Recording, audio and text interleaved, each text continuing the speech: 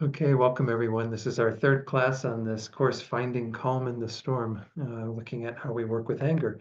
Let's go ahead and start with the prayers as usual.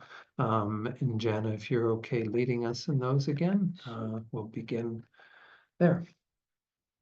Praise to Shakyamuni Buddha 3 times in English. To the founder, The endowed, transcendent destroyer, the one gone beyond, the foe destroyer, the completely perfected, fully awakened being, perfect in knowledge and in good conduct, Sugata, knower of the world, supreme guide of human beings to be tamed, teacher of gods and human beings, to you, the completely and fully awakened one, the endowed, transcendent destroyer, the glorious conqueror, the subduer from the Shakya clan, I prostrate, make offerings, and go for refuge. to the Founder, the endowed, transcendent destroyer, the one gone beyond, the foe destroyer, the completely perfected, fully awakened being, perfect in knowledge and in good conduct, Sugata, knower of the world, supreme guide of human beings to be tamed, teacher of gods and human beings, to you, the completely and fully awakened one, the endowed, transcendent destroyer, the glorious conqueror, the subduer from the Shakya clan, I prostrate, make offerings, and go for refuge.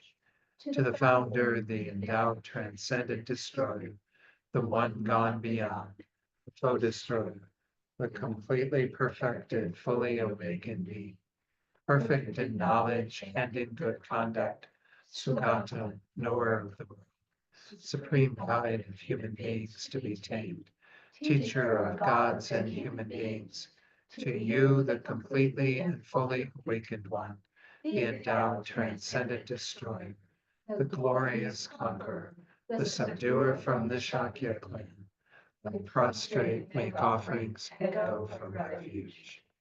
Oops. One more. There we go. short mandala offering, once in Tibetan. Sajipo ki ju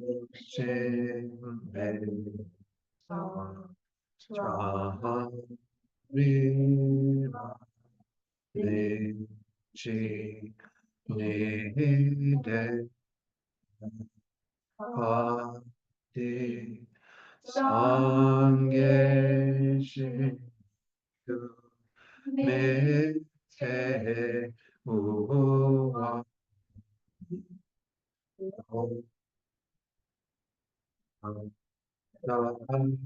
jiva cho cho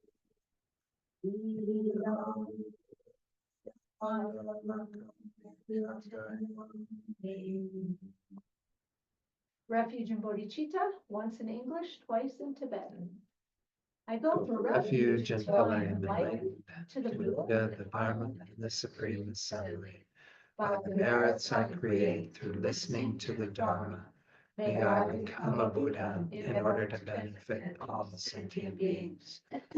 Sangye Chodam Soki Chognam La Janchu Bardu Ni Kyab Suchi Daki Chunyen Gi Pe Sonam Gi Drola Venchir Sangye Drupar Sho Sangye Chodam Soki Chognam La Janchu Bardu Dakni Kyab Suchi Daki Chunyen Gi Pe Sonam Gi Drola Penchir Sangye Drupar Sho.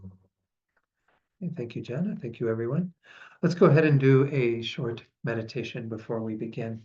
Give ourselves a chance to focus the mind a bit and then to generate our motivation together. So just spend the first few minutes focusing on the breath in whatever way suits your mind.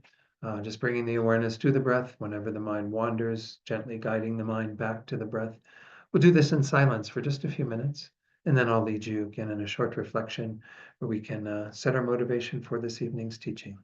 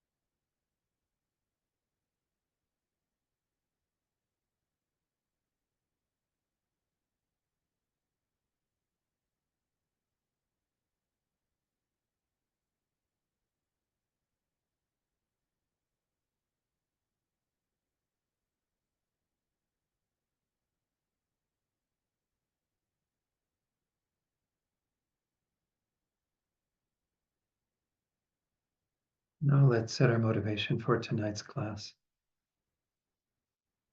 And recall that we're here with the aim, in general, of producing more favorable causes and conditions in our own minds. This is one of the most fundamental teachings that the Buddha gave, this law of causality, that everything arises from causes and conditions. And most of us have the causes and conditions that will lead, occasionally at least, to anger arising in our minds. We can create the causes and conditions to have patience, tolerance, love, compassion at those times when normally anger would arise. So when we come to these teachings, it's with that desire to change our minds, to engage in those patterns that will lead to more beneficial results for ourselves, but of course also for others, especially when it comes to working with anger. We don't want to make life more difficult for others, and certainly we don't want life to be difficult for ourselves. So our motivation can begin from that place of just wanting to be here, to work on your own mind, to develop more productive, constructive patterns in your mind through adopting these teachings the Buddha gave on how to work with anger. And we do this initially for ourselves so that we can be more at peace. We can find the calm in the midst of the storm for ourselves. But of course, we advance this to think of others as well, and to not become a source of difficulty, problems, suffering in their lives, but eventually to also attain a state where we can help them to overcome their anger, as well as their ignorance, their attachment, their jealousy, their greed, all of these afflictions that disturb the mind, and help them furthermore to advance all the positive qualities: compassion, the love, the wisdom, patience. And this is the goal, to bring beings to the same state that we ourselves desire to attain. And we recognize that to help them perfectly, we do have to attain the complete purification of our own minds and the complete development of all of our qualities. So we're here with kind of both of those goals, to benefit others, but also to work on ourselves so we can be more skilled at benefiting others. So hold that motivation, again, what we call bodhicitta, the mind that aspires to benefit all beings by becoming fully enlightened ourselves.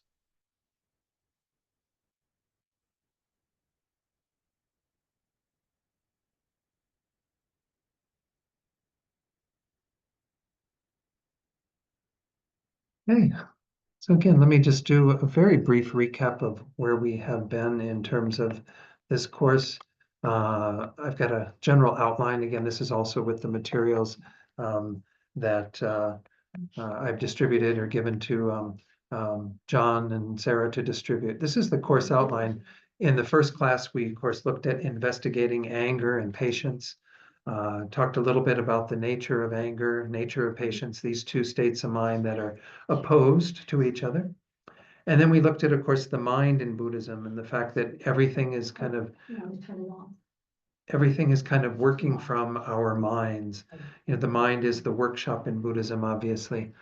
Then we took a little bit of I kind of went through some of the factors that cause anger to arise, because we need to understand kind of what's involved in that. And then, of course, in the last class, we did look a little bit more at these techniques, began to examine some of these techniques. The initial one I covered in the first class, just seeing the disadvantages of anger sometimes is enough to kind of stop that mind from arising.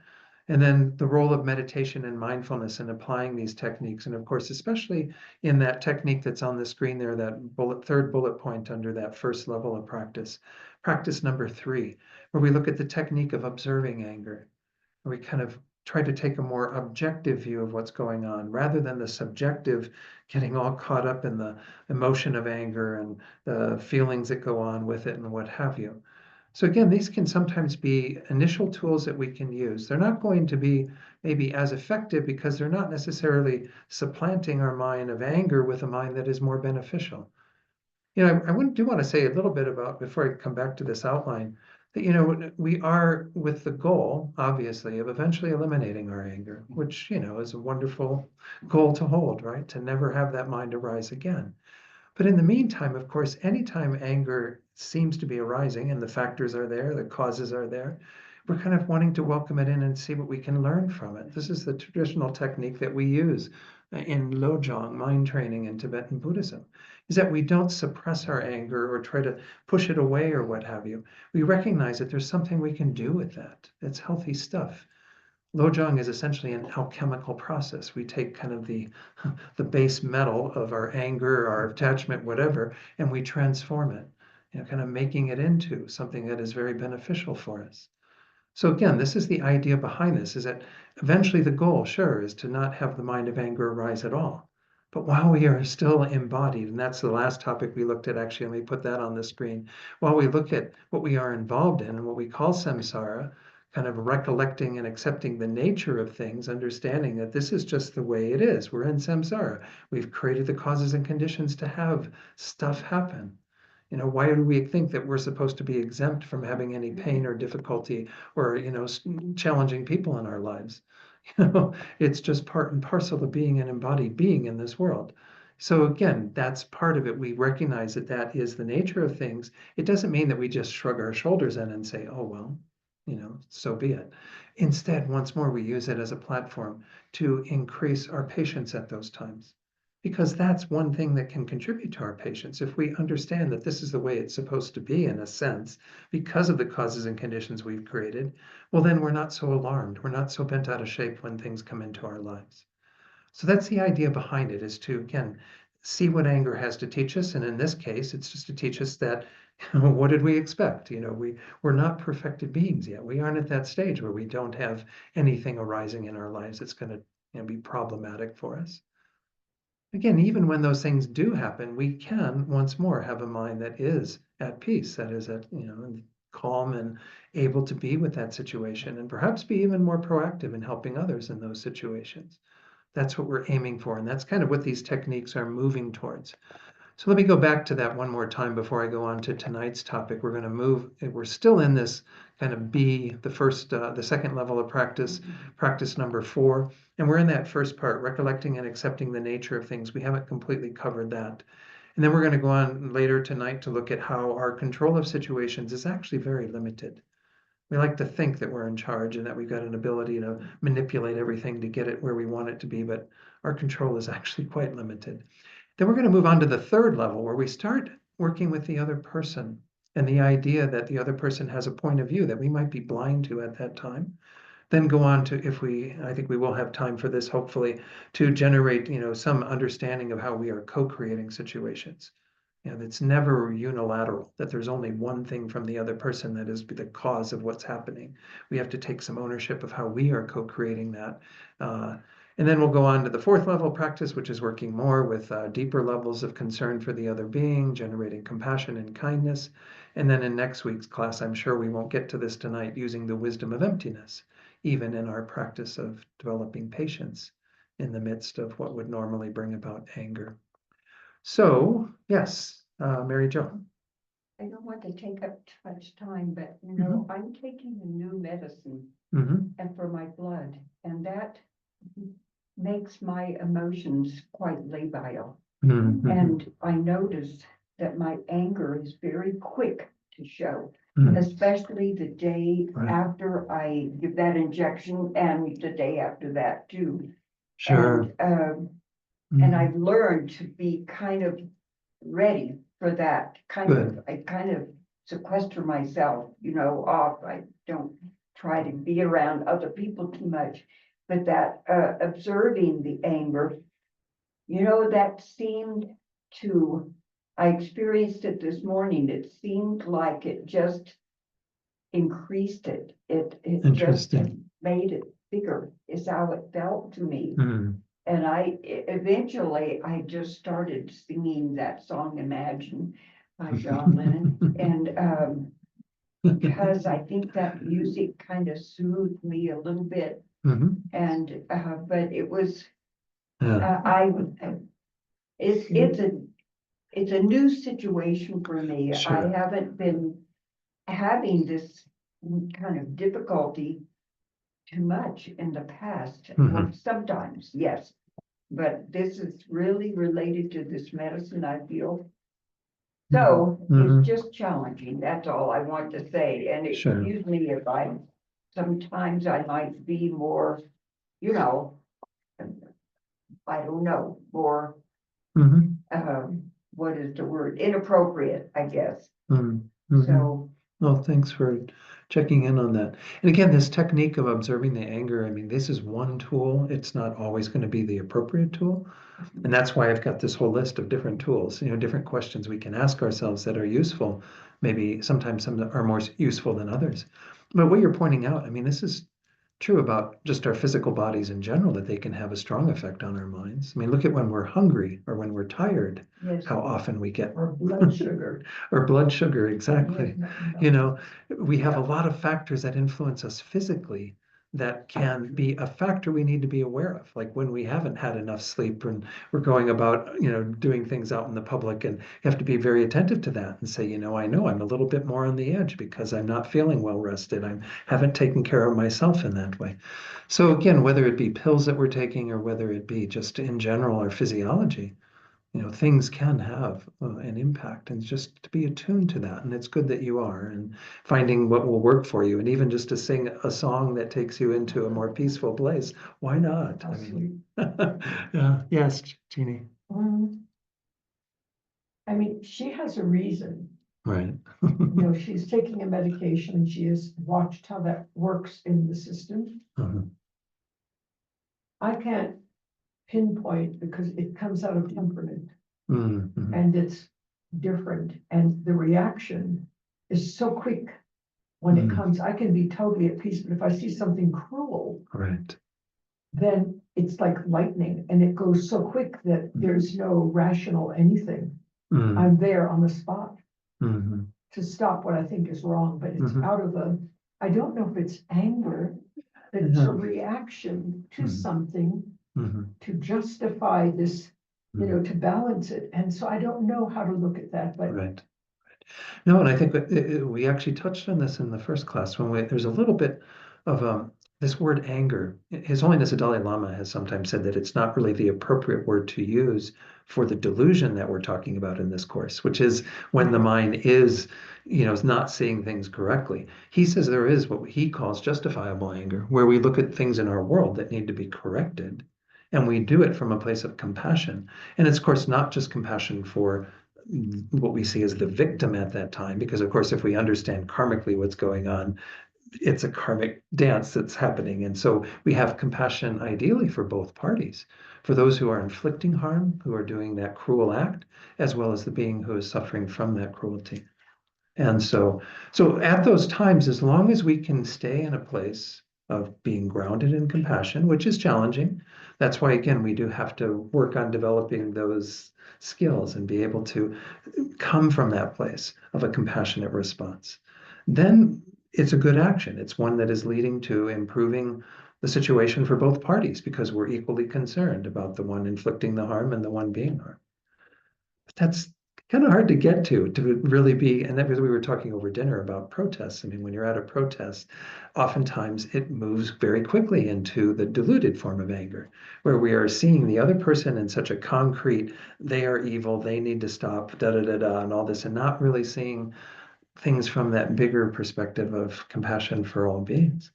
So it's tough to get to that place, but it's not even because I could reflect back Mhm. and feel the great compassion for all things and Mhm. understand it's more this Mhm. reaction that Mhm. it's like a trigger. You see something that's incorrect, there's no rational anything in the mind. It's pure. Yeah. And Gut so level I response, don't know yeah. how to get it down in there, so there is no reaction to cruelty or something of that nature. Well, I've Yeah, tried my yeah, whole yeah. life. Yeah, I'm not sure that I have any amazing words of wisdom, but I think again, if it's responding or in a constructive way to what's going on, I don't know enough about the situations to know whether what you feel you're doing at that time is helpful or harmful. you know, and so if we have, again, the ability at that time to stay grounded in that compassion, it's good to be quite reactive in a sense. I don't want to use reactive too much, as it does have sometimes a negative connotation. Like you're too reactive, meaning like you're not Right. able to keep grounded in some level of reasoning and what have you. But there is something to being quite responsive to what's going on in our world. You know, to be able to respond very quickly and effectively. I mean, look at these people. I mean, this happens frequently, right? Where they have a car accident or a motorcycle gets run over, and suddenly there's like somebody who's in dire need. Right. It's an emergency, and complete strangers will just go immediately there and start Exactly. helping. Yeah. I mean, that's a good type of reactivity in a sense, in my mind, because it's speaking to, I want to do something right now to fix the suffering that I see. And I don't think that that's a bad thing in that regard. If if it's a matter of like you see somebody being accosted by somebody else and you go over there and your immediate reaction is to punch the person in the face, I'm not so sure that that's the most beneficial thing to do.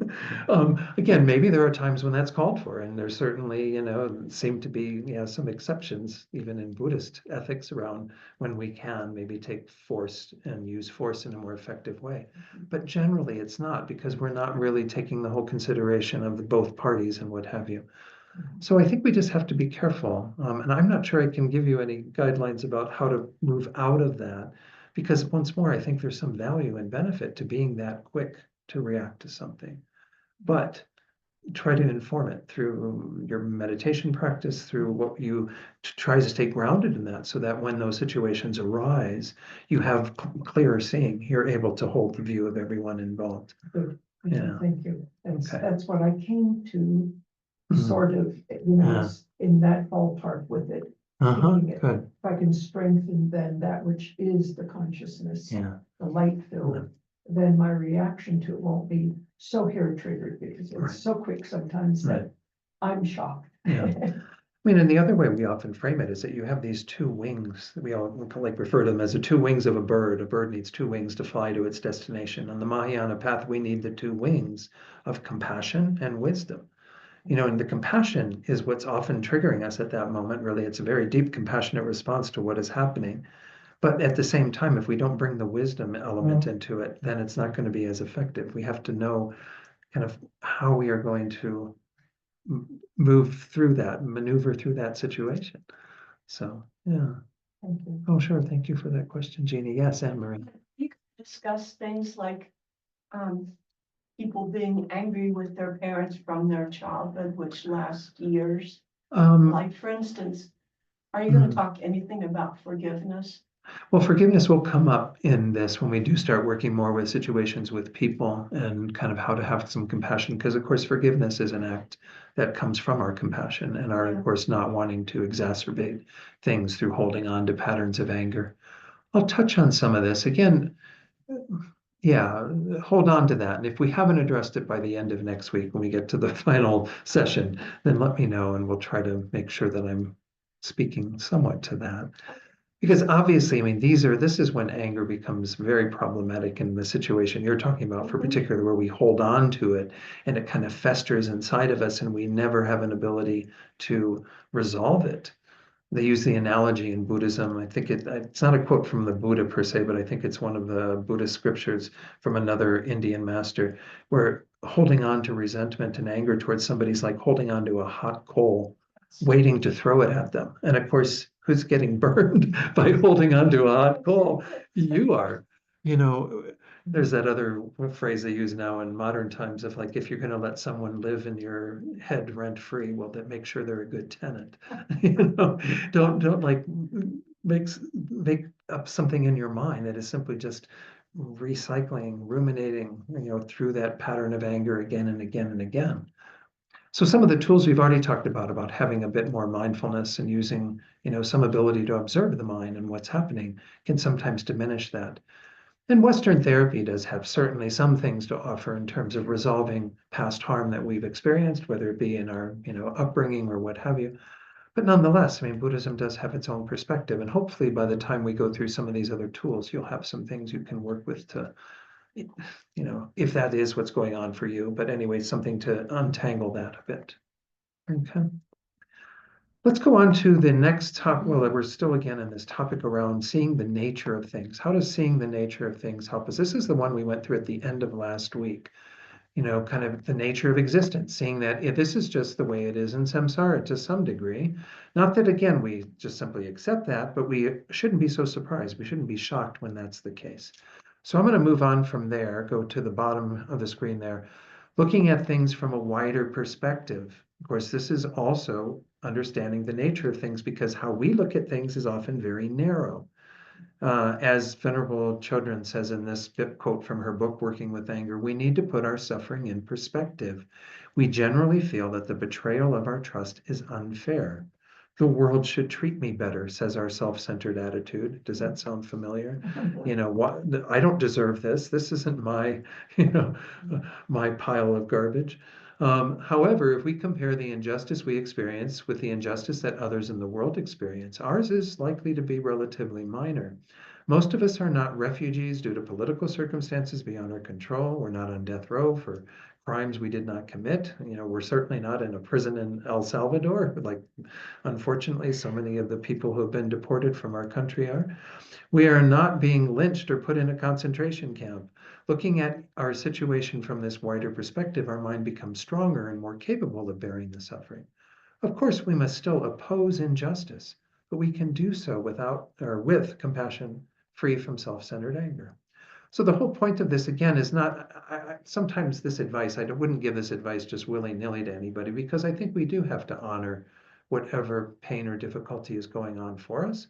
I don't like telling people, oh, well, that's nothing compared to what other people experience, because that isn't really validating what they are going through. Mm-hmm. But at the same time, when we're talking about ourselves, I think it is useful sometimes to go, this is a relatively minor thing. And we even talked about that earlier in this course, right? About the 5-year perspective. Like if we look at 5 years from now, anything that we deal with in any particular day here, 5 years from now, might seem incredibly insignificant. We might not even remember that it happened, And in the moment, of course, it seems so big because it's taking up our whole space of our mind. And so we can't really have that perspective.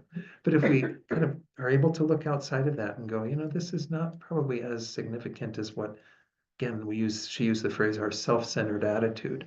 We're going to go more into that when we go into how that is at odds with caring for others, right? Our tendency to be solely focused on ourselves and what I need and my needs and what have you, compared to what others need. That is problematic. That's going to induce some real difficult, situations because we're way too narrowly focused on me, myself, and I. And of course, that is something that's plaguing everybody. We all have the self-cherishing mind to some degree. And that is our tendency, right? From the moment we get up to the moment we go to bed, being driven by that to some extent. And we do have times we break out of it and we're much more concerned about others. We're thinking about them, trying to care for them, what have you. But a lot of it still focuses around me and what I need. And of course, that perspective of me, myself, and I, really limits our ability to manage our minds. If we are with others with a genuine concern for their welfare, that's sometimes the best therapy to get out of that self-centeredness, right? To actually think of others, think of caring for others. So His Holiness says we are wisely selfish because actually if we take care of others, we will actually take better care of ourselves because we will have a more patient mind, a more compassionate mind, what have you. This next one is one that certainly, if I was doing this course with people who weren't Buddhists, I would probably leave this one out, but this is an important part of it, is that when we talk about the nature of things, well, the nature of things in Buddhism is that everything is arising through the force of karma, and that we are dealing with karma not just in this life, but the fact that we've been reborn countless times. So we have, a store of karma that we are dealing with. So let me go through a few of the sentences that she says here in regard to that. Considering the unpleasant and unwished for situation we are experiencing as a result of our own karma helps our mind remain calm. Now, again, that might be tough to get to initially. We have to kind of go through some of our own thought processes on that, but I'll talk about that more in a moment. Blaming others for our suffering is a dead end, for we can never control others' behavior.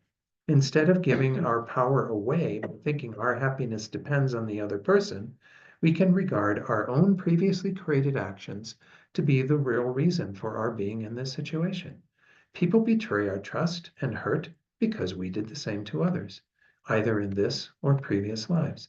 And that's the understanding behind karma, and it's not the full dimension of karma. Karma is a very complex topic, and I won't be able to do justice to it in talking about it tonight. But when we talk about this fact that everything that we experience, the Buddha says, is a ripening of our past actions. In the way that Pema Chodron, kind of views this, is that we should see then what we are experiencing as kind of that's karma in the way of kind of giving us the lessons that we need to learn. She says karma is life giving us the lessons we need to learn. So as you live your life and you deal with difficult people and difficult situations, those are like mirrors to us to say, okay, what did I do that created this in my life? It's not letting the person off the hook in a sense. They are still doing the things that they're doing. If they are, denigrating you or in some way, causing harm to you or those that you love, their actions are still their actions. But why are you on the receiving end of that? In Buddhist terms, it's because you've created the karma to have that type of experience. So when you look at that, you take ownership of it rather than saying, okay, I'm going to put the blame on that person. And if they weren't doing this, then everything would be hunky dory. Well, no, actually, because you have created the patterns that will ripen into that experience, that will continue to ripen into that experience until you begin to address the actions that you do yourself, until you start working with your own karma. So again, karma is a very complex topic and not one that any teacher that I've seen can prove to anyone. It's just something we use. Venerable Rabbeinu often says you use it as a working hypothesis. You go about your life tending to your behavior on the basis of your actions mattering. That actually you will receive the consequences of everything you do to others. So essentially, as you go about your day and you treat others with kindness and patience and compassion and care and concern, well, that's what you will receive in the future. That's how you will be treated in the future. If you go through your life and treat them with abuse and insults and all sorts of other things, well, then that's what you're creating the causes to experience yourself. So it becomes a very basic understanding that if we want to actually achieve more happiness, welfare, or have our own welfare be better and what have you, then we need to tend to these actions. And they will also cause us to tend to the welfare of others. Because the less we harm others, of course, the less they suffer. And the less we harm others, the less we suffer. So it's a very, again, it's a something cannot be proven, but it's a wonderful way to live your life. And I think there can be some difference that we see. Many of you have been around Buddhism for quite a while, and you changed your behavior on the basis of finding Buddha's teachings. To say, okay, the first of the 10 non-virtues that we need to avoid is killing. We need to avoid killing. So you start patterning your life so that you don't have to be so involved in the killing of other beings. And it does make a difference. I mean, I don't need to be the only one giving testament to this. It does make a difference in terms of how you feel about your life and how you feel about other beings in your life.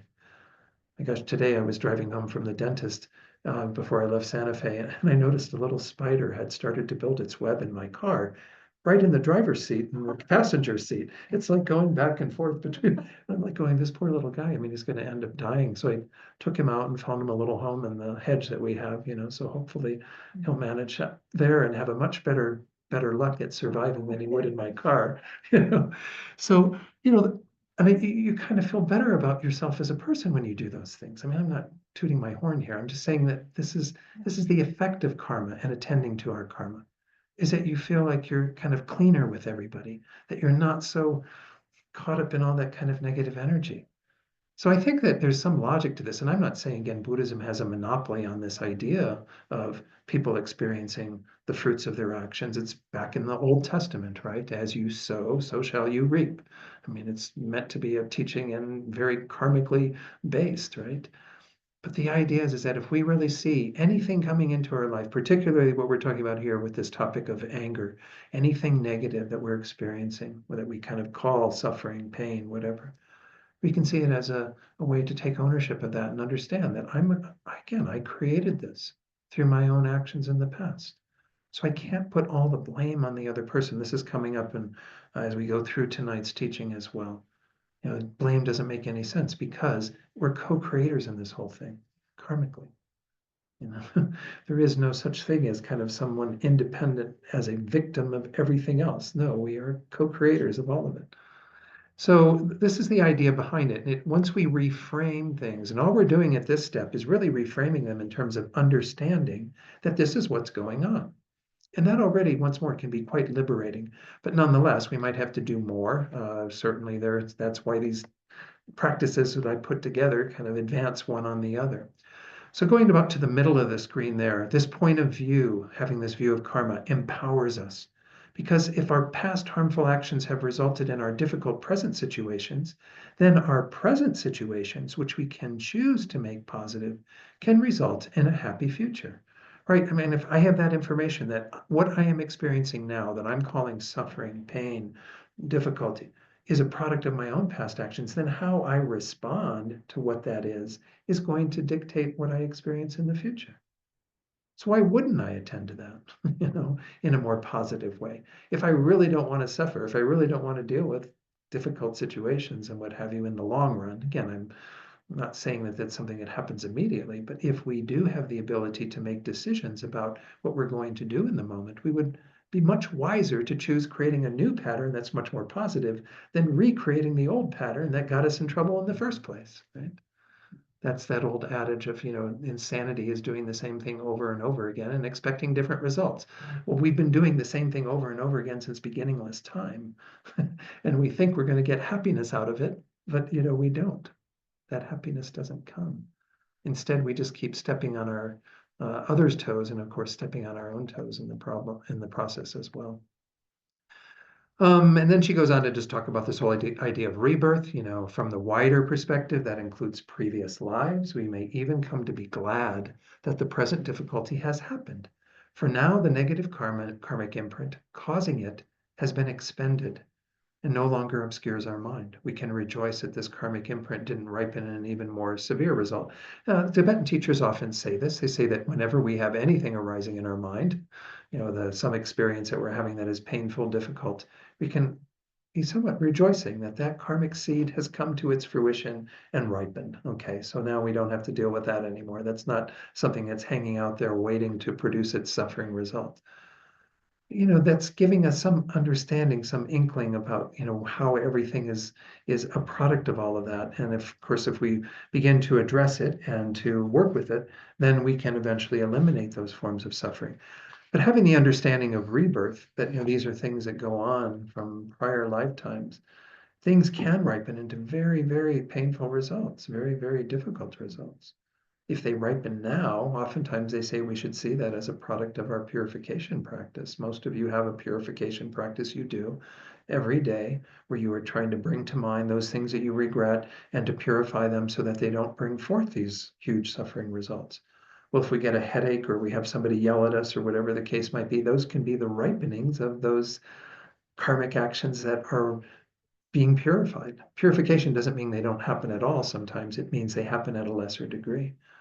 So again, this is what the Tibetan teachers often say, is that we have an ability to kind of speed up some of these things. They come into our lives and they just dissipate really quickly, as opposed to becoming huge obstacles in our well-being. Yeah, Jeannie. Oftentimes, that time between waking and sleeping or coming back into the body, or I wake up at night and something will come in. And I had this one moment in which I realized that in the incarnating process, I set up the obstacles that were necessary, that I created my own obstacle course in order to be able to clear certain things that were built from past karma. Good, yeah. And it was so clear that, it's almost a relief. I did it. I created it myself because I want to clear that. Yeah. And so our obstacle course is our own creation. At least that's how I saw it. It's a good way to put it. Yeah, no, that's good that you had that insight, to be able to say, okay, these, and again, it's very much in line with that from Pema Chodron. Life is, karma is life giving you the lessons you need to learn. Exactly. So, okay, so that's what karma is. I'm getting this because it's important to me to learn from that and to process it, to move through it, to, grow from that. And to own it. Yeah. To really own it, Yeah. to see that you created it yourself. the whole Absolutely. thing. Yeah. It's good. Yeah. I agree. These are, I mean, there are some people I know that they hear the teachings on karma and they feel really bad about themselves. And that's our tendency in our culture, right? To have a lot of guilt, to have a lot of self-loathing, even self-deprecation. But, that's not what it's about. It's about this, I'm responsible and I can work with this then. If this is my stuff, well, then roll up my sleeves and get to work.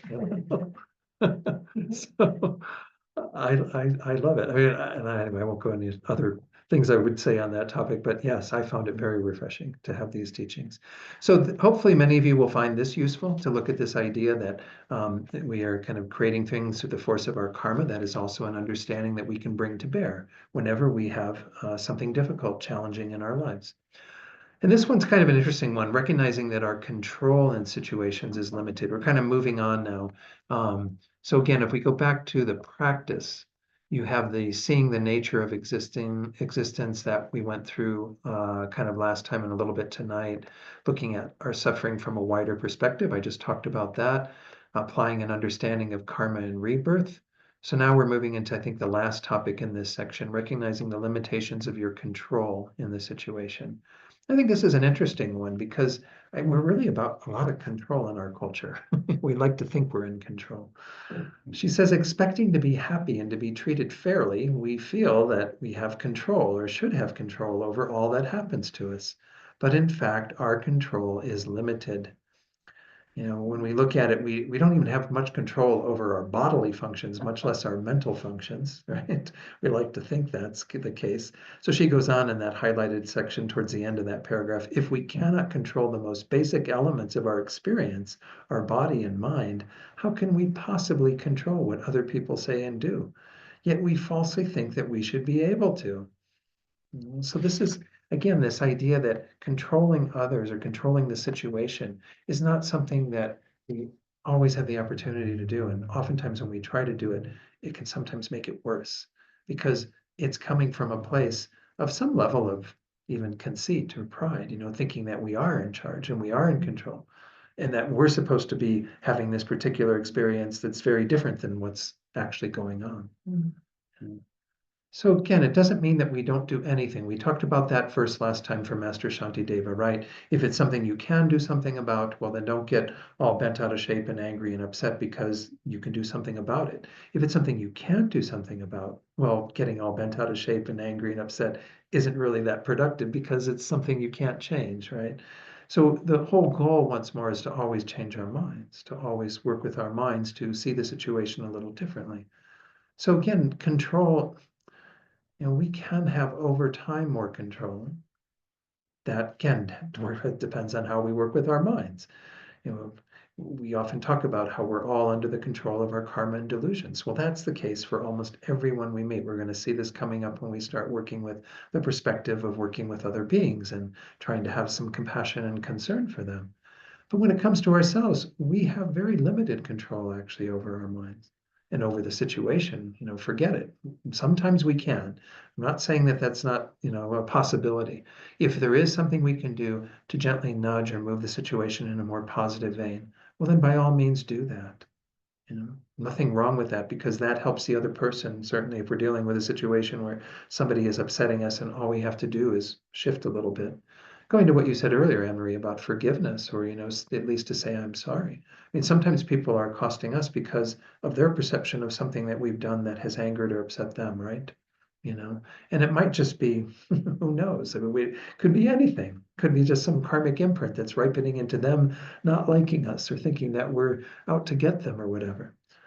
Just to be very apologetic at that time, is already just saying, okay, I'm not going to try to control it. I'm not going to try to put this person in their place. I'm not going to try to figure it out. I'm just going to be in that more humble position of saying, okay, I'm sorry. If there's something I've done that offended you, I'm sorry. I'm going to see this coming up in the story a little bit later that pertains to kind of how we can, show kindness at a time rather than uh, being challenging and difficult to the person who might be causing us problems. So at the very bottom there, it says our assumption that we should be able to control others is exposed as incorrect also. And they use this example. She uses the example of when a relative or close friend has a substance abuse problem. But I don't think they have to have a substance abuse problem for us to see that others can't be controlled. My gosh, just talking to my partner, sometimes I realize how difficult it is to get him to see even some of the things that I would like him to see about his way of doing things or what have you. Like, I can't control people.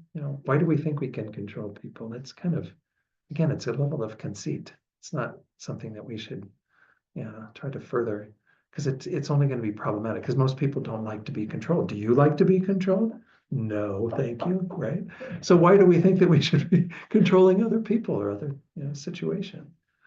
So again, that's one thing that we can bring to bear to some degree. I'm going to share a little bit from, this isn't from the book that I've been mostly drawing these quotes from. And again, you have access to these readings, so that's why I'm not going through all the passages, is that you can read this as well. And of course, if you want to read all of Venerable Children's book, that certainly would be worthwhile. But oops, I went the wrong way. Here we go.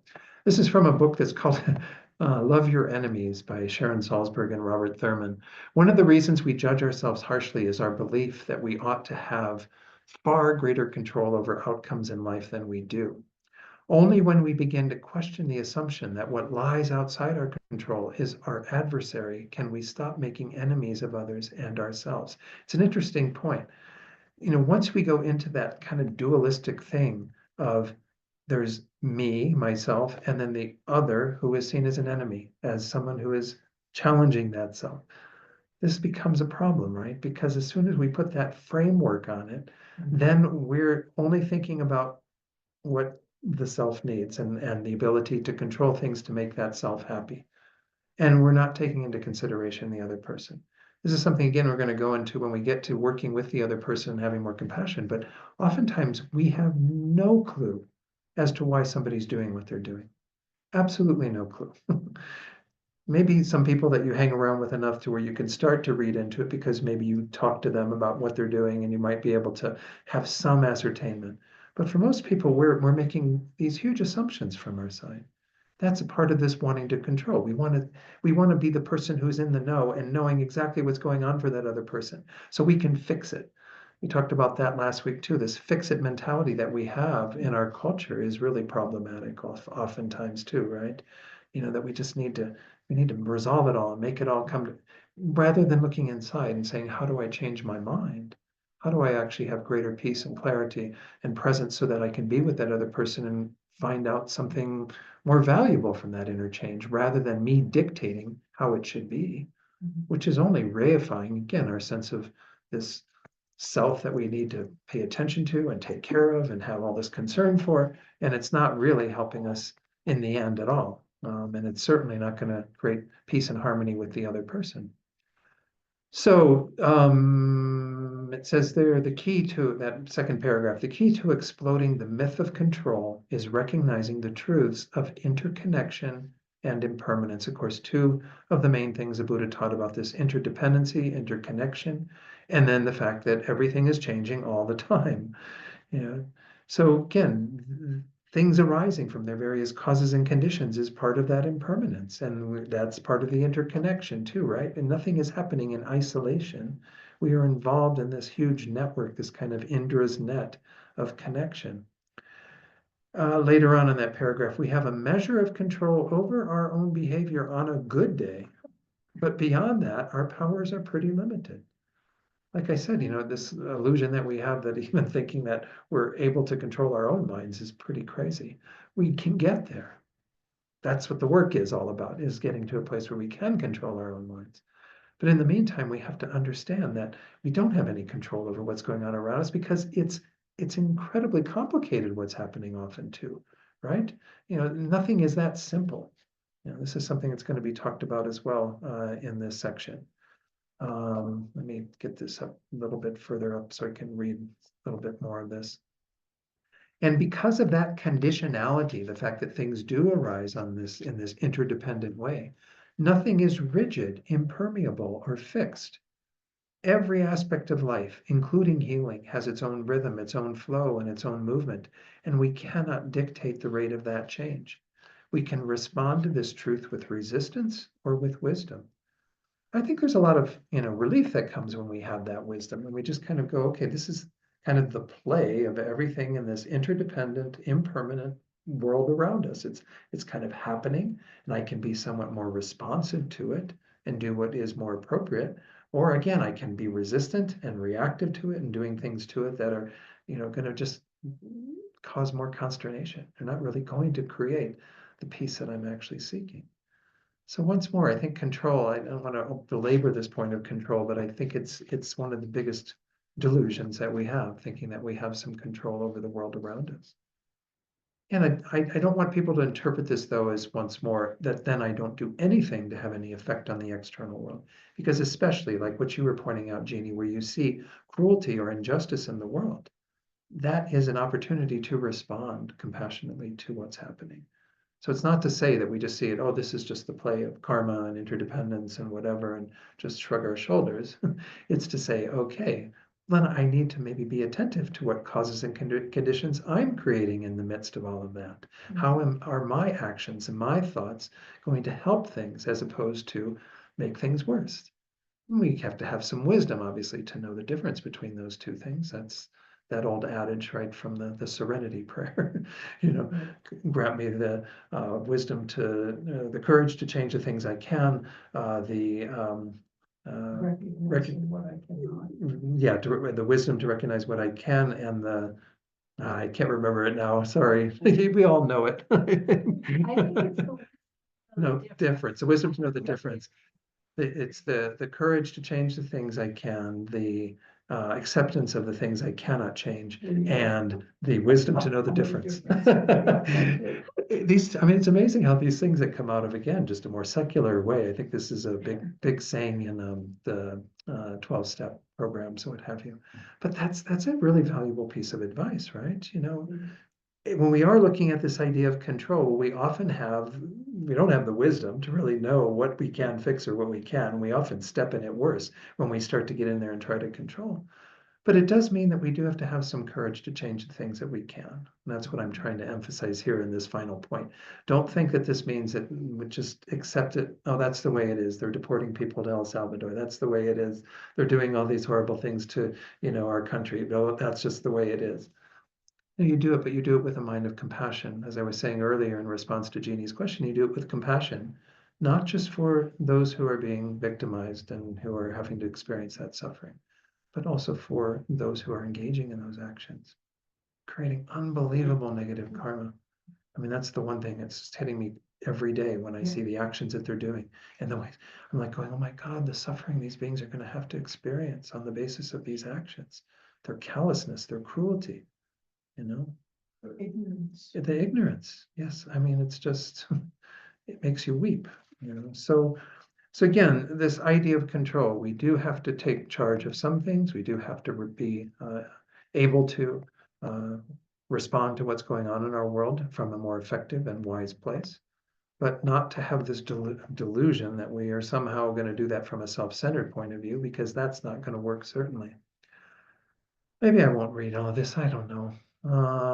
This paragraph is kind of nice, but it's just really saying a lot of, we'll go to the end, the last sentence, always go to the last page, right? Even in this world of constant change and uncertainty that we cannot control, we can be free of enmity and fear. That's the big point, right? There's no need for us to make everyone into enemies. We are interdependent with all beings in this world. And so anything we do that creates that kind of, once more, the duality of myself and what is right and them and as an enemy and what is wrong is problematic. Yes, there are things that are problematic that need to be addressed. Don't get me wrong. We're getting into that in the next section.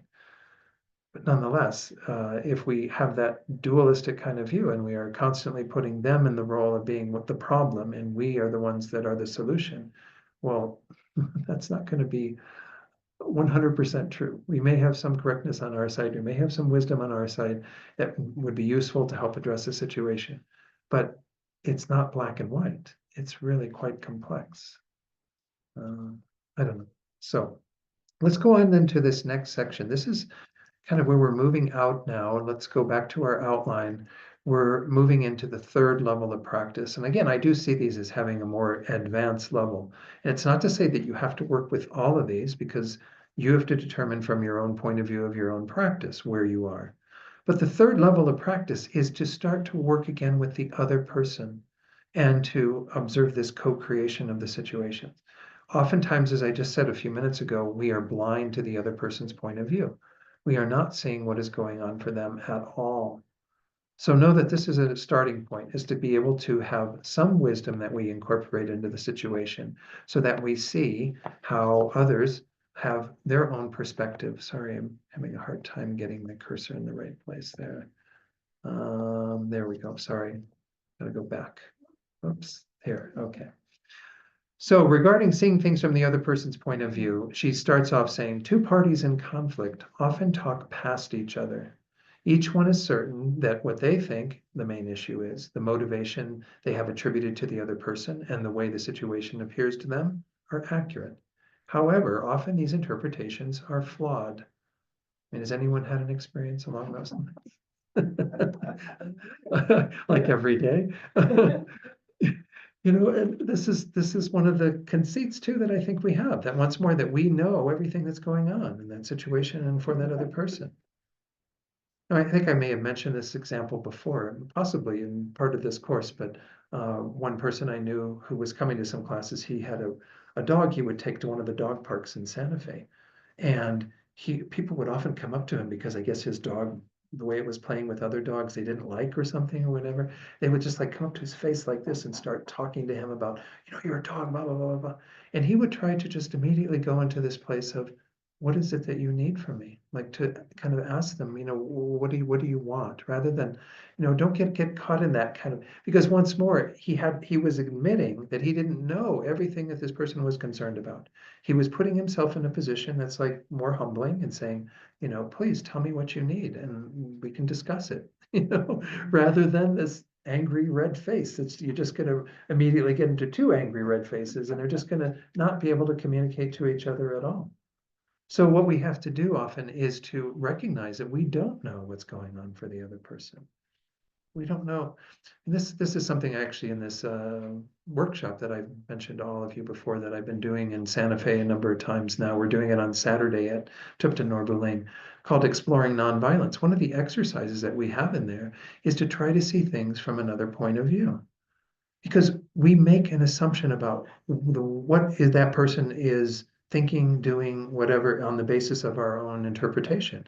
And it doesn't have anything to do with what's going on for them. And we use in that exercise, we use various things like, okay, say you're driving down the street and suddenly somebody's like backing up out of their driveway and, you know, you honk at them. And then when you go past them, they flip you off or something, you know, well, we don't know what's happening for that person. We like to think, oh, they're just a jerk, right? You know, how rude of them. We were just tapping our horn so they wouldn't run into us, you know, and cause an accident. And now they're all upset at us. But that person may have all kinds of things going on in their lives, right? Yeah. So in the exercise, we go into that, you know, what are some reasonable explanations of why people do what they do? But our mind that is having anger at that moment isn't thinking that way. It's interpreting it, putting our own information into how we're seeing that person's behavior, and we're not really open to hearing other things. So we have to be able to pull back and go, you know, I don't know. I don't know what's happening for other people. I mean, look at the times we live in. I mean, keep alluding to all this. It's just, that's what we're living in. That's the nature of our environment right now. People can be upset about an awful lot of things that have nothing to do with us, right? Because that's the culture, the tenor of, you know, the times. You know? And so if that's what's happening, it doesn't have anything to do with you. Don't sit there and make it into a personal insult and something that you interpret in that way. You know, I don't know. This is, I think, really useful stuff. Yeah, Jeannie. Yes. When I had to track that in me, I realized that the key factor was that we suffer from authority complex. We don't like something above us, and so we buck up against that. But if you don't have that, because there is no authority really, except spirit or whatever, then it diffuses it. And when you come up against someone who's angry, or you have that bucking, if you don't see it in that form, you don't have to prove anything. Right. And if you don't have any of that in your being, where that's coming out emotionally, you can't pretend it either is or it isn't. Sure. But if you don't have that, it disarms everything. Yeah, There can't be an argument. right, right. Wow. And yeah, I it agree. works. I mean, you have to work it on yourself and then it's Yeah. no authority. Yeah, yeah. I mean, it reminded me when you were talking of a phrase from Lama Zopa Rinpoche, he would often say, no enemy no enemy inside, no enemy outside. Exactly. And you're focusing particularly on that kind of Yeah. authority thing, but that Yeah. is often what's happening, is like we are feeling like the other person is trying to Dominate. over us in some way. Exactly. Tell us what to do, or show our faults to us, or whatever the case might be. And if we don't have that resistance, if we don't put that out there, well, then it diffuses it in the moment, right? No enemy inside, no enemy Yeah. outside. Try it with a policeman.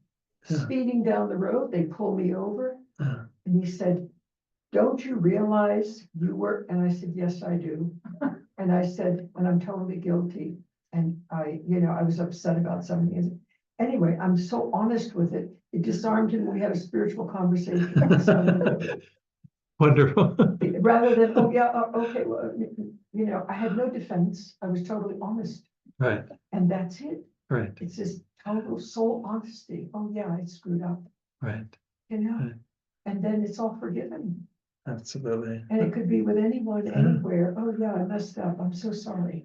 That's And a that's very all good it point. takes. And it just disarms all of it. Yeah.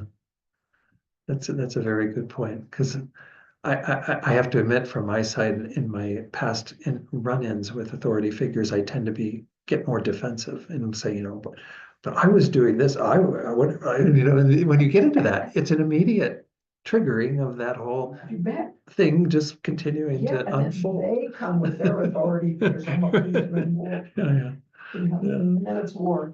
yeah, exactly. It's war. Yeah. So it's a very good point. Yeah. Um, yeah, I mean, these are, again, big things for us to recognize at those times, that there's a lot that plays into that. I mean, the story that's told here, and you can read this on your own, about two parties talking past each other, is a daughter who was being raised by her parents, and her parents got very overprotective, and she got very rebellious. And that's that same dynamic, right? That's an authority dynamic of somebody saying, no, you have to be this way. But when she began to see what was going on for them, that actually they were very concerned about her welfare. I mean, it took on that shape of being more authoritarian and telling her you have a curfew and what have you. But once she was able to see that and they were able to communicate, then of course it all unfolded quite nicely. She says, due to misunderstanding each other's needs and concerns, miscommunication occurs on the international level as well. Yeah. And she talks about that a bit. I don't need to go into that in quite so much detail, but I think it is important that we recognize that these patterns are not just individuals having their daily life, but they happen on a grand scale when it comes to countries, nations, what have you. In all these situations, she says, personal and international, freeing ourselves from our narrow understanding of a situation, that should say by seeing, I'm sorry for the typo, by seeing it from the other's viewpoint, is an effective remedy for anger. We can ask ourselves, if I had grown up in that person's family, society, time in history, and cultural conditions, what would my needs and concerns be in this situation? His Holiness, I'm going to share this. I've got the slides for it as well, but I think I'm just going to share it. It's in his book, the book that he did with Victor Chan. Victor Chan interviewed him. It's called The Power of Forgiveness, actually. And in this case, His Holiness was recounting a story where he had heard about a young boy in Tibet, and that boy's father had been part of the Tibetan resistance around the time of the takeover in the late 50s and what have you in Tibet. And so this boy was kind of the sins of the father kind of thing. The boy was being punished, tortured by this Chinese guard. And His Holiness, there were pictures of it or whatever, and the whole story had been recounted to him. And it's interesting, when His Holiness was talking about it, he says, when I first saw this, I have to admit that I was angry, at the Chinese guard that was doing this to this young boy.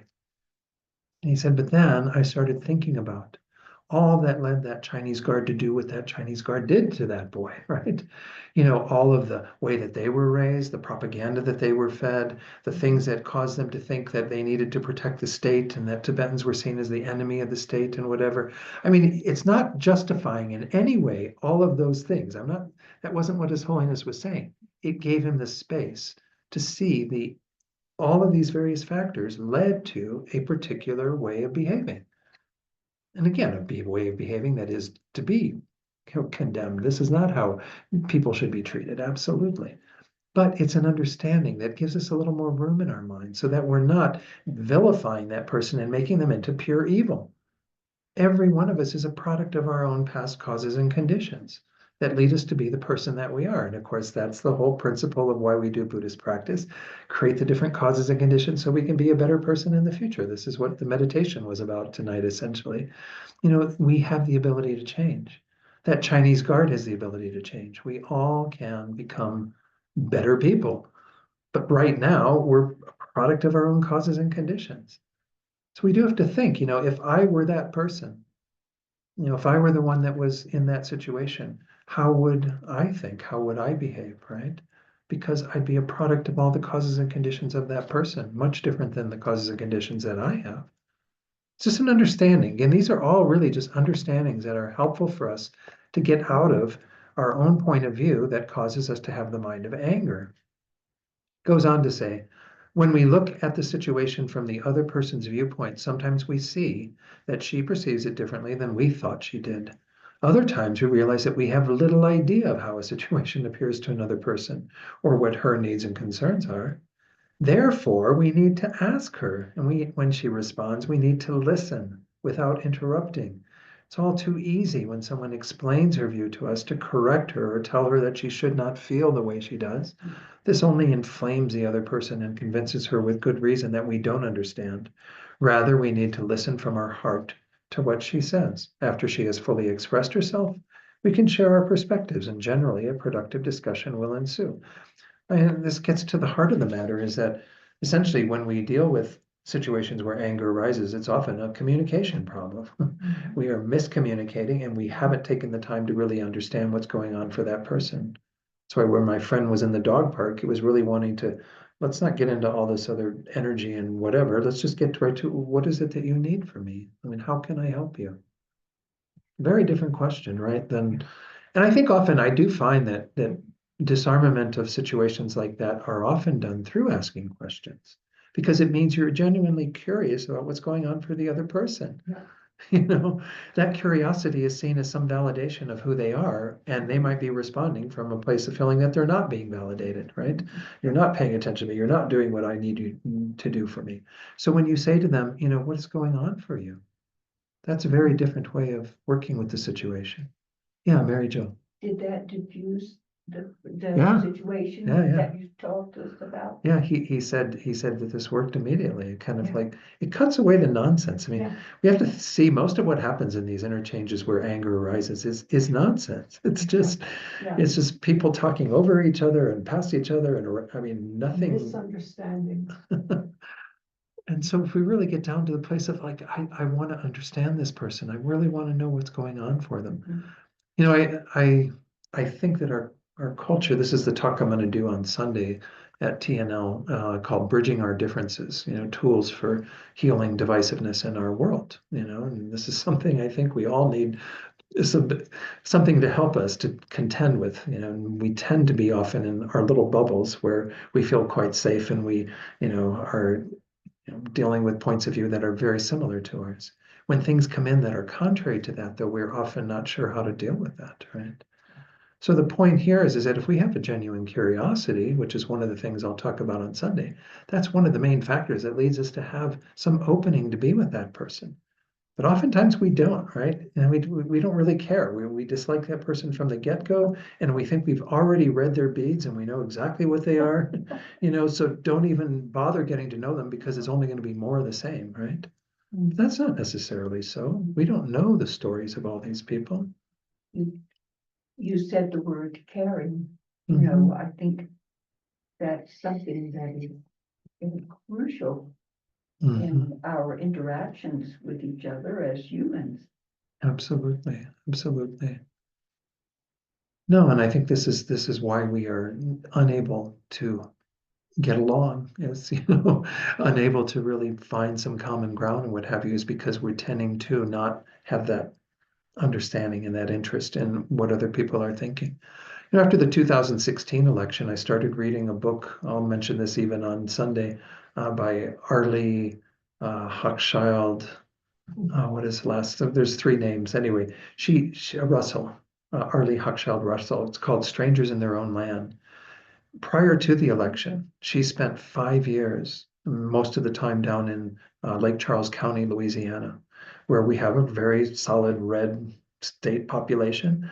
And she was very curious. She's a sociologist at UC Berkeley. And so she's like total the antithesis of the people who are there because they're not that interested in the views of a Berkeley professor. She initially wasn't that interested in the views of these people who are living in Lake Charles County.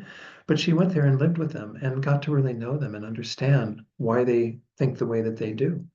Lake Charles County is this horribly, they call it Cancer Alley, because all these electrochemical companies came in and just raped the land and left behind pollution that caused cancers like you wouldn't believe.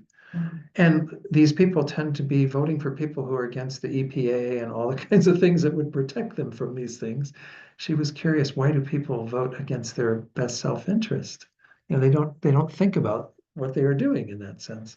But she came to understand what was going on for them. And of course, I'll go into that more on Sunday, but the idea is that we don't really take the time and have the curiosity about why people think the way that they do. We just think we've pegged them, we know exactly what they're about, and we don't need to say anything more, do anything more. They're just, once more, it becomes they're the enemy. They're the ones that we want to, be rid of. We'll vote them off the island and then we'll be fine, right? Once they're gone, then we won't have to deal with it. That's the mind of anger's response, right? I just want to get rid of all those things that are a thorn in my side. Well, you could actually benefit from listening to somebody and hearing their point of view. The other side of it that I want to go into tonight, we don't have much time for this, but I think this is an important part of it, understanding how we co-create situations. How we become involved in them is, again, we often think we're the innocent victim of unfair people or circumstances, she says. Other people don't make us into a victim. By getting angry, we make ourselves into one. We may be the object of another's anger or abuse, but we needn't be the victim of it. I think this is a very fine point that we have to work with a bit because it's so deeply ingrained in our culture, the victimness and the perpetrator and this duality, right?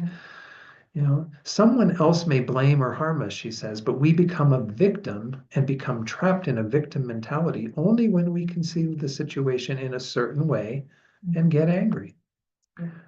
Instead of immediately losing our temper and blaming the other person, let's recognize that the existence of the situation depends on many factors, including both the other person and ourselves. First, let's look at what we might have done in this life that resulted in our being mistreated. How might we have co-created this situation? Did we do something that aggravated or hurt the other person and made their acting this way toward us more likely? Looking inside, we must be honest with ourselves. Maybe we really weren't so innocent. Maybe we were trying to manipulate the other person and he didn't fall for it. Instead, he got upset and then we acted hurt and offended. But in fact, our own behavior contributed to the situation. I think this is true. She goes into in the next paragraph. I won't go through all that, but the fact that even in cases where we do have patterns of abuse, which are, horrible to know about and to hear about, where you have an abuser in a family situation and then the person who's being abused, that there's still some contributory factors that are going on there. Even though we're not in this idea of like blaming the victim. That's not what we're talking about here. We're talking about a co-creation of situations. That we have to take some ownership for the role that we play in being a thorn in someone else's side, even if it isn't something that's that evident to us. Once more, karma's playing a role in this too, right? I mean, I have had those situations, right, where I've encountered somebody, and you probably have had them too, that it's almost like two cats when they meet and the hairs go up on the back, like you just kind of go, there's something like not rubbing me right about this person right from the beginning, right? Well, that's got to be a karmic thing, right? Because there's nothing that's happened. You just kind of see them or meet them, and all of a sudden there's something weird there. So you go, okay, so I co-created that then, right? That's not just their weird reaction to me, that's also just something that I've got some karmic stuff I need to work out with that person. Something that's not resolved, that's kind of there in the room. So this is the idea behind it, is thinking that we're not, again, on the receiving end of all this horrible stuff, ourselves alone, and we didn't do anything, but rather that we are co-creating the situation. Examining the role of the role that our behavior played. Take care, Mary Jo. Drive safe. Yeah. Examining the role our behavior played in the evolution of a bad situation doesn't mean blaming ourselves for things that aren't our responsibility and feeling guilty as a result. Getting down on ourselves is actually another trick of the self-centered attitude, right? Don't make this into a guilt trip. We generally frame unfortunate or painful circumstances in terms of blame. Either way, either we or the other party is to blame. Fault and blame are very harsh words in our culture. They imply being evil and guilty. The way of conceiving situations leads to a dead end. That way of doing that. If we blame the other, we become angry, outraged, and vindictive. If we blame ourselves, we become depressed and self-destructive. It's impossible to heal when we're caught up in blaming. Then, of course, the big point too, in addition, blaming oversimplifies a complex situation. While every situation arises from a multiplicity of causes and conditions, blaming makes it look like only one cause, exists. If we blame the other person, we give them more power than they actually have, for by themselves alone, they cannot create such damage. Similarly, if we blame ourselves, we make ourselves more important than we actually are. So again, she just talks about the uselessness and inaccuracy of blame. I don't know that I need to go through all of this once more. You have these readings, but such reflection leads us to the complexity of a situation, for we recognize that the factors contributing to it come from many sources. This is the whole thing that she's emphasizing in this point, which I think once more is going to contribute to working with a situation of anger in terms of understanding, again, the complexity of the situation.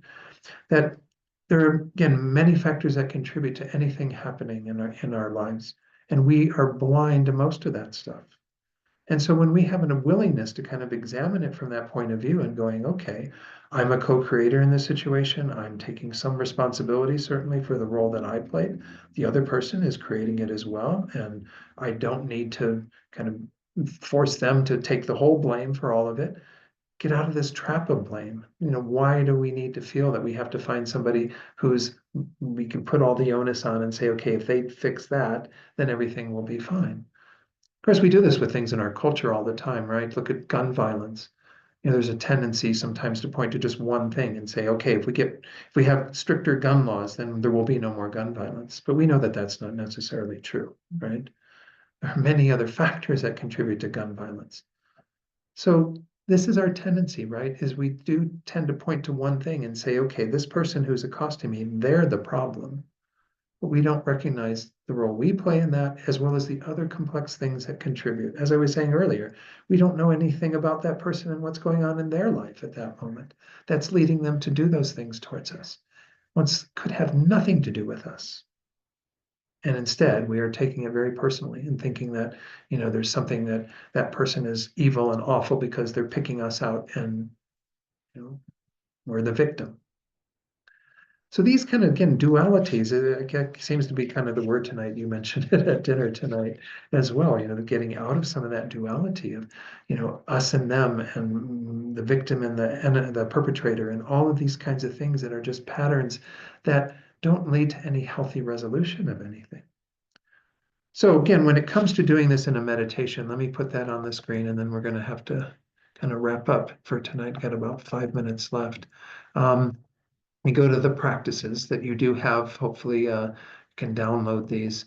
This was practice number 5, seeing others' viewpoints and examining how situations are co-created.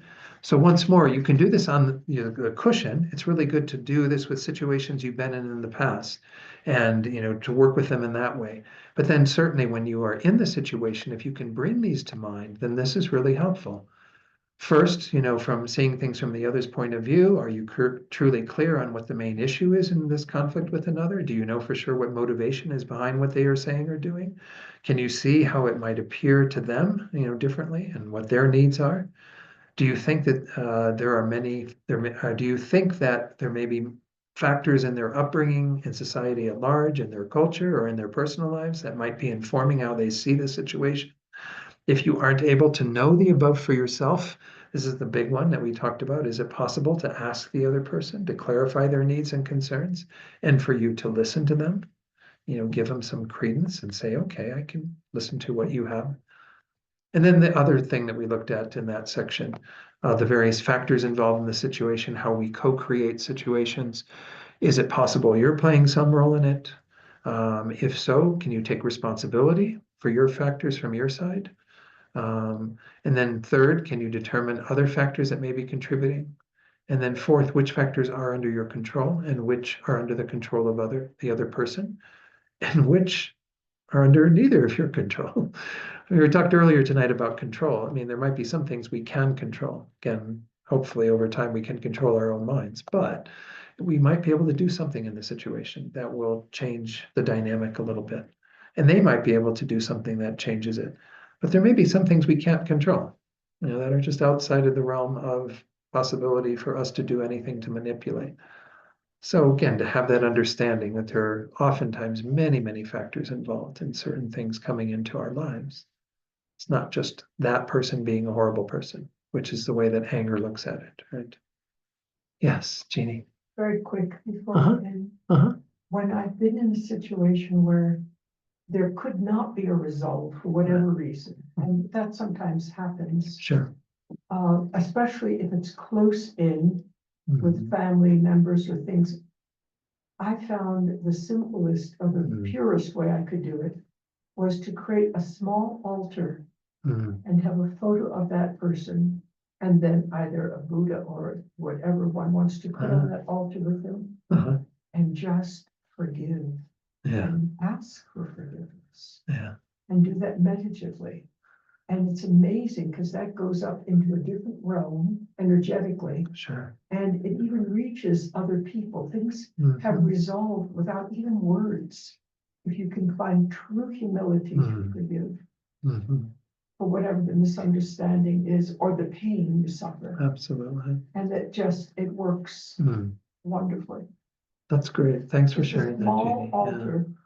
Yeah. altar, dedicated to that being that you're struggling with. Right. No, that's a very good suggestion.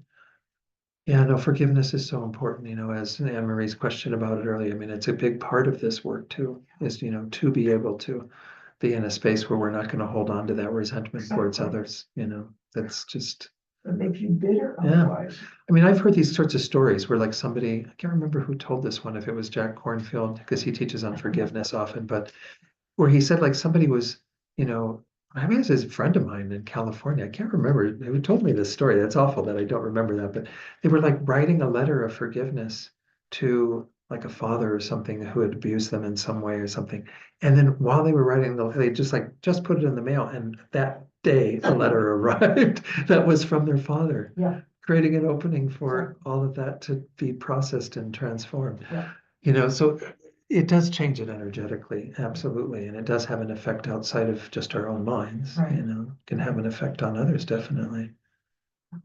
Yeah, there's some wonderful techniques that Jack Kornfield sets out around working. He has a 3-step forgiveness process where we first forgive ourselves. Yeah. Because, we've been the difficult person for other people, right? Without a doubt.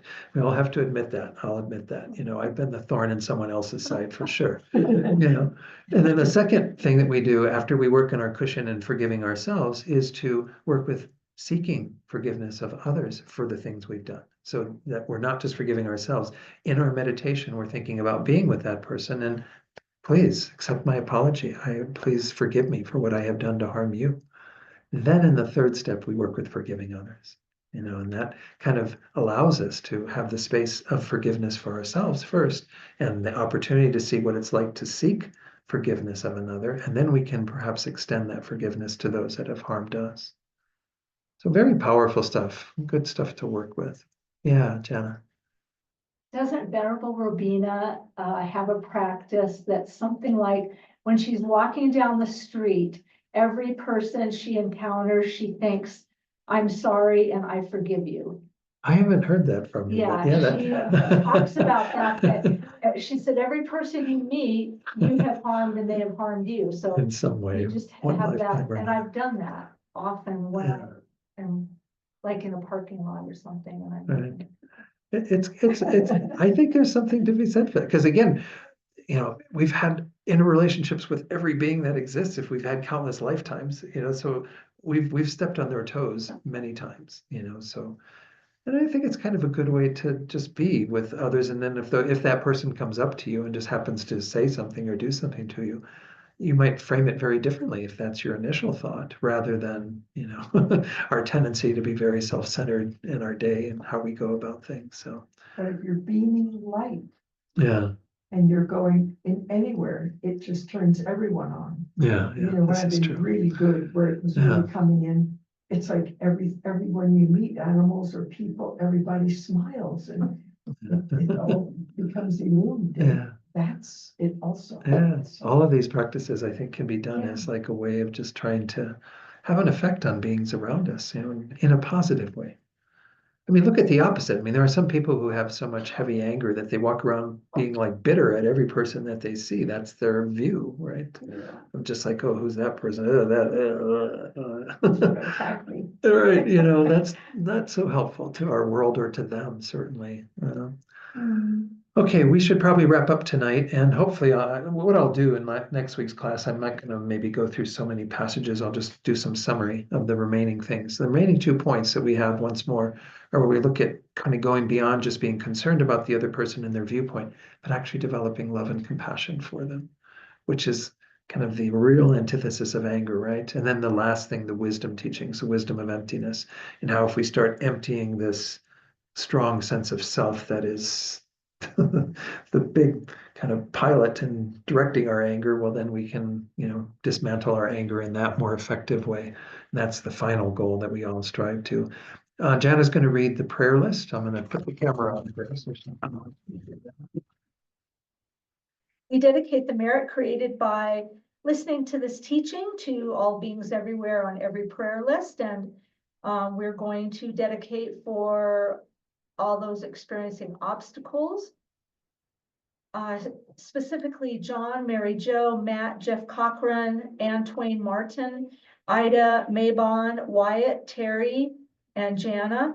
All for those experiencing illness, Bill, Patty, Rolf, Taryn A, Yolanda, Jane, Dorcas, Jill, Michon, B.L. Westover, Steve Handlos, and Kendra Toth. For those who are dying or who have died in the last 49 days, we're dedicating for Lori, Simon Tate, Kate Lockwood, Ella, the Mexican Gray Wolf, Connie, Mona Lee, Adam Muhammad, Monica Silvers, Emily Pike, Latai Tonga, Ali Rasmussen, Jesus Quintanilla, Zoe Holland, David Durant, Connie Paprika, and Mike Flood. And if anyone had anyone else to add to the list that isn't on the list. Again, for those beings that we mentioned, as well as any other beings we're holding in our hearts, those we've offered to pray for, who have asked us to pray for them, we dedicate for their welfare. Let's do our dedication prayers. Thanks, Jana, for leading us in these as well.